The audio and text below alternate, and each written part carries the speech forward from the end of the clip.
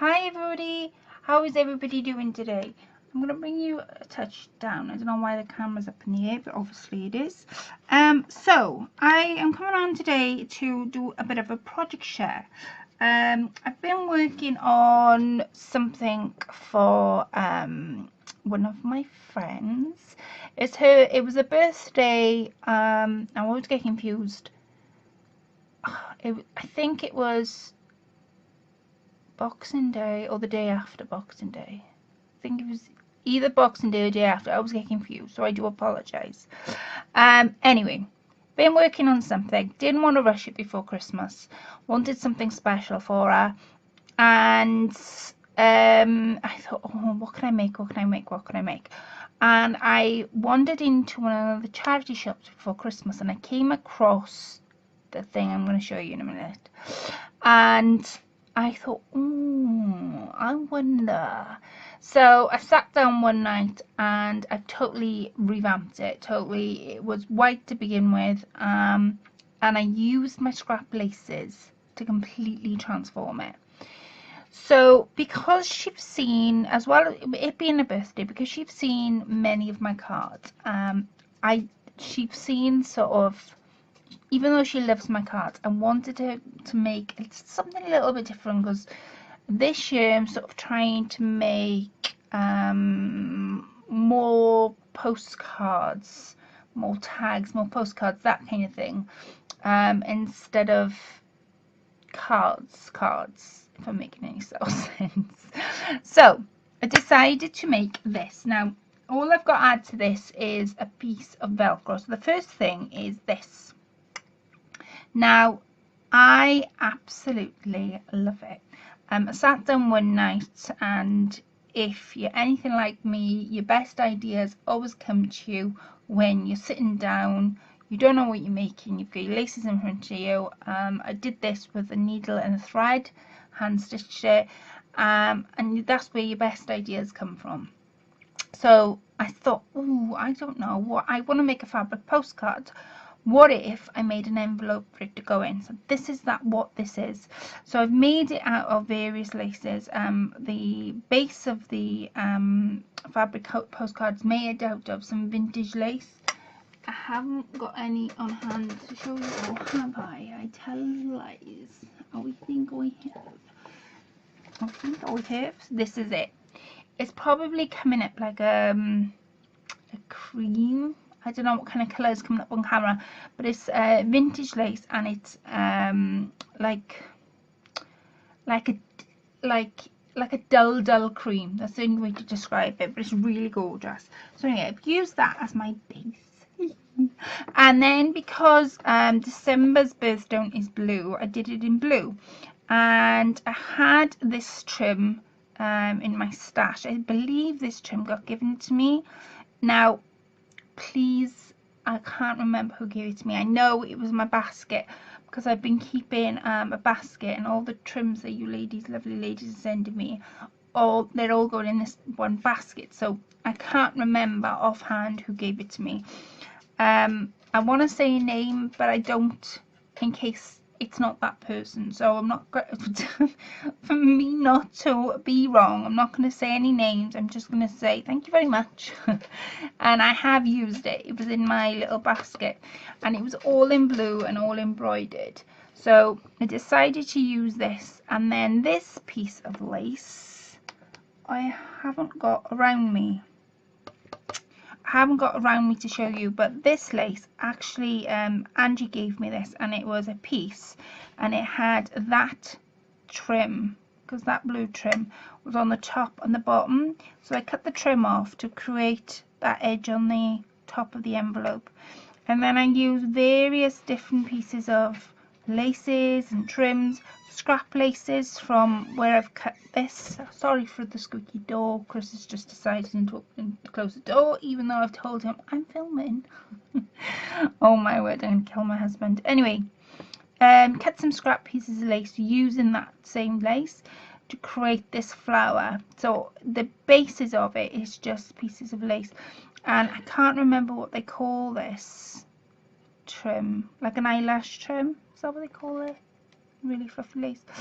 A doily and a sparkly middle. And then the name. Now, because it was an envelope, I wanted to put a name on it, but I was really struggling because originally I used light blue and then it wasn't showing through. Then I did light and dark blue, that wasn't showing through. And tonight I've gone round it in black. I thought, shall I cover it? Shall I undo it? Shall I just completely undo it and give it to her like there's nothing on there at all? Or shall I hand it to her as it is? So what I've decided to do, it's not perfect. I'm not going to say it is. I'm not going to say it's perfect because it's not. But it's my first ever handmade fabric envelope I've ever made with a name on the front. I've never done a handmade envelope with sewing a name. And so that was really, funny enough, it was really difficult to do, and especially because I was doing it by hand. And because I was like, right, okay, am I going to get all the letters in? So it's not perfect. I know it's not perfect, but I'm not going to undo it either, because not only does it give me the inspiration to make things better for when I make another one, but it also gives Amanda some inspiration for making, if she wanted to make a fabric envelope, that she could hand sew a name on the front. And sort of, I don't know, learn the right word, because we do learn from each other. So I'm not going to change it. I know it's not perfect, but I really am not going to change it. It was hand done. I've done it by hand with a thread and needle. I know it's not perfect, but like I say, I'm really not going to change it. I did consider cutting it all off and then covering it, and then I thought, no, I'm not going to do it, because both me and Amanda will learn how to make it better for next time. But yeah, I really struggled on the name, and I'm not sorry that I put it on, because I'm not, because I like the idea of having a name on a fabric envelope. So I'm not sorry that I put it on at all. So anyway, I've got the name there, and then on the back, as you can see, there's different fabrics I've created, and I've used the felt, and you can see my stitching as well. So it is a little deep, and I've got various things to put inside it, and this is going to have, I'm going to be cutting some Velcro now in a second, and that'll be my closure for this little fabric envelope. So I'm not sorry that I put the name on. Before anybody says it's not perfect, I know it's not perfect. So what to go inside, I've made a fabric envelope. Now this was all done by hand. The only thing I couldn't do by hand was to stick this on, and I'll explain this in a second. So first off, it's made from various different fabrics, different thicknesses, like cottons, doilies, you name it, it's made from it. And then I created this really tiny, like, she loves roses. Amanda absolutely loves roses. Anything with roses, you got her. So I decided, first of all, I was going to make a rose, and that was going to be my main flower. But then as I was building it up, and I did make one up, as I was making it, it looked too thick. And even though, because I had made this first, I knew I couldn't go quite thick on the flower. So what I did is I created this, and then I used scraps to tuck underneath. Scraps that have come off, like these types of fabrics, the tulle, any fabrics that have come off, like that I had, and I just cut little snippets, I tucked behind. The main flower, I don't know whether I've got one to show you by hand. I don't think I have. The main flower is a flower that Chris bought me for Christmas. And he bought me there was 2 in a pack. And he bought me 2 packets. And it's in the living room, the other packet is, but I can't get at it at the minute. Anyway, I took it apart. And it was about that size, I'd say. And I took it all apart, snipped it all up, and I made a smaller flower. So the leaves, there's the leaves. That was like sort of the back of the fabric, the back of the flower, and then I built up on it. These tiny roses are literally made, let me try and show you. I'm gonna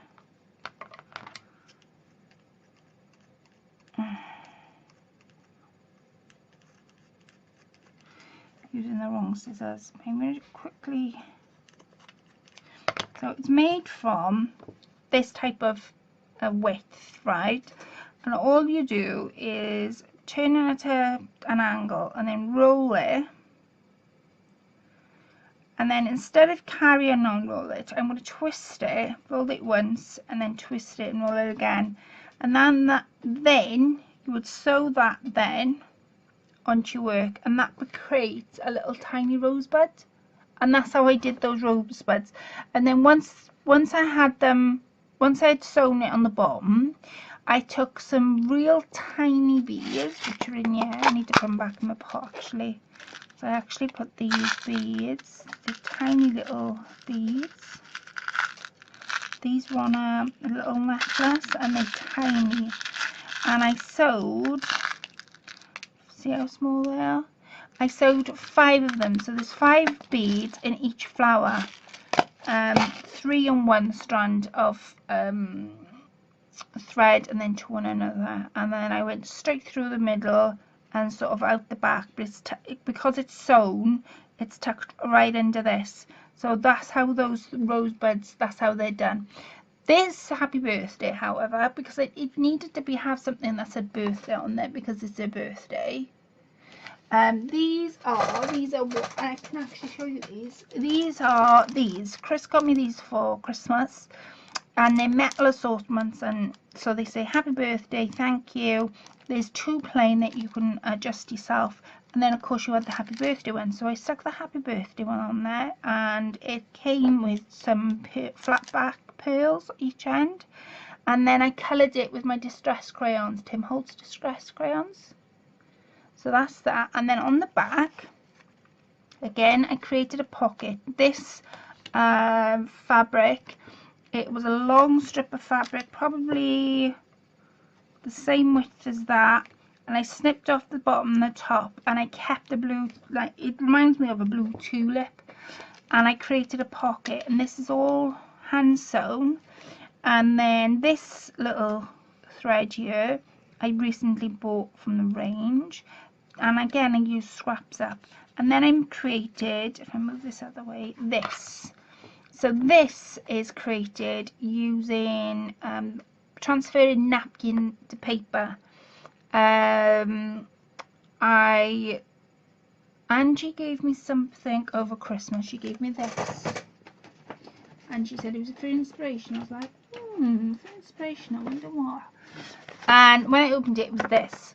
So she got my mind going, and then she had explained how she had done it, but I couldn't remember. You know, when somebody sort of, with me, it's got to be visual. So she had explained how she had done it and how the process was. And then I went on YouTube and I actually looked up a video, and I will link that video underneath, because in there she shows you how to do it. And I said to Angie, you've got to do a video on how you've done it, because I don't know whether she's used the same method. She might have done, whether she did it a bit different, cut corners, I don't know. I'm sure there was a couple of steps that I had done that was a bit different again to how I watched the video. I know, but anyway, that's what that is. It's a napkin, and then I used die cuts and scraps for the top, and it's got a little message on the back. So that's what that is. I've also made her a tag and I wrapped some laces around it, and then I made her this. This is the one I was on on about right at the beginning of the video. This is this. This is this. I found this clock in the charity shop, all dull, white, horrible, and I completely revamped it using snippets of lace. I actually used my best lace on here as well, This lace here, the pink one, there's variations on it, is made in Italy, the pink lace, and there's some there, and that's the lace I picked up in the market. I've used all scraps. There's vintage appliques on here. The flower I sprayed, again, this is the flower that Chris bought me. So because I wanted to have a variation, I took it all apart. I sprayed the back in burgundy in a water mist colour, and then the top in light pink is some water mist, so they got two different colours. And then I filled the two layers up with the scraps. Oh, he's just brought it in. Should me speak. This flower was that, and it looked too big. When I put it on, it looked way too big, and it was going to cover the clock too much. So I literally cut it down, and then it went on. It went on one of these, because I thought, oh, I'm not going to take that to waste. And then the top, these little diamante things. Angie gave me a bag of them ages ago, and so as I started sticking, I was 4 short. 4, and I was like, oh my days, have I got any more? Have I got any more? And I looked and I looked and I looked and I looked, and I didn't have any more, and I was like, I was gutted. So I thought, right, what can I do, and how can I make them stretch to the ones I have got? So what I did, and Chris went, well, why didn't you use your flat back pearls? And I was like, what? So, because I was like, oh, I don't believe this. And he went, what's wrong? So I ended up explaining it to him.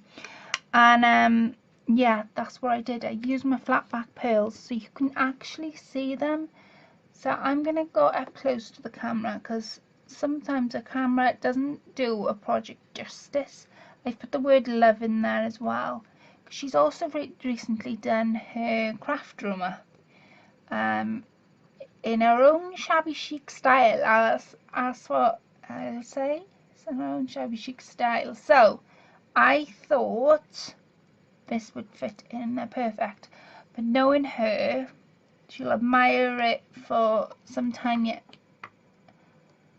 She'll admire it, and then she'll put it in, I expect. So that is my main present. And I also stuck some pink trim to go around this. So that's my main present to her. That's my postcard and my card. And she's also got some surprises. I've also purchased, she loves anything black lace. She really loves it. So I also purchased some black vintage lace that I'm going to pop inside the postcard as well. Amanda's recently gone into laces. She absolutely loves working with lace now, really got into it. But every time we go shopping, she always picks up something black. And I thought, when I saw this, I thought, oh gosh, that really speaks to Amanda. That, you know, I can't go any further than that. That really speaks to her. So I am going to put this really black. It's really delicate. I don't know whether she'll use it actually. I think she'll hoard it. But this one's got like a pattern to it. And I don't know whether you're going to be able to see it, or whether the camera's even going to pick it up. And let me see if I can find. Oh, that's better. See? And when I saw it, I just thought, oh, do you know, that speaks Amanda. So I bought her some of that. And so she's got that, and I've made her a couple of other bits and pieces that yeah, that I hope she would like. But this is the main thing that I wanted to show you all. So I'm hoping that she'll love it. I'm going to go and give it to her tomorrow. I'm really excited to give it to her actually, because like I say, I was a bit nervous to see what she'll think of it all. And yeah, I can't wait. So thank you everybody for watching. Keep watching, because there's something new coming up on my channel very soon. Yeah, and I cannot wait to share it with you all. So I will say goodbye for now, and obviously when you see this, she would have received it, and hopefully like what she has received. I will live and leave you on until my next video. Take care, have a lovely rest of the day wherever you are in the world, and I'll catch up with you then. Bye for now.